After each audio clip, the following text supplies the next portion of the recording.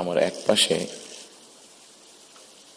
1981 সালের একটি জানাজা, একই সাথে আমার এক পাশে 2025 সালের 31 ডিসেম্বর একটি জানাজা, আর আমার আরেক পাশে 2024 সালের 5ই আগস্টের একটি ঘটনা। কাজে আমার মনে হয় এটি শুধু বোধহয় আমার একার জন্য নয়, যারা আমার দলের নেতা কর্মী সদস্য এবং সামগ্রিকভাবে পুরা দেশের মানুষের সামনে বোধহয় এই দুটি উদাহরণ বোধহয় সবচাইতে বাদ বিবেচনা করার জন্য সবচাইতে ভালো উদাহরণ, যে আসলে 5ই আগস্টে ফিরে যাওয়ার কোনোই কারণ নেই আমাদের।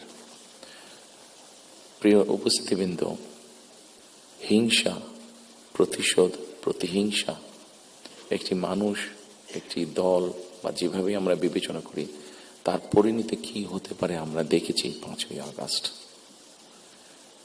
এবং আমি সেজন্যই সকলকে অনুরোধ করব, দল মত নির্বিশেষে আমাদের মধ্যে মত পার্থক্য থাকবে, কিন্তু আমরা যদি চেষ্টা করি তাহলে সেই মত পার্থক্যের মধ্যে রেখে আলোচনার মাধ্যমে সেটি অনেক সমস্যার সমাধান হয়তো আমরা বের করে আনতে সক্ষম হব।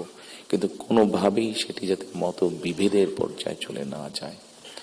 মত বিভেদ হলে জাতিকে বিভক্ত করে ফেললে কি হতে পারে আমরা দেখেছি। আজকে সেই জন্য অনেকের মুখে অনেক হতাশার কথা আমরা শুনি, কিন্তু তারপরেও আসার কথা হচ্ছে যে তাদের কাছে ভবিষ্যতের চিন্তাও আছে, ভবিষ্যতের পরিকল্পনা আছে।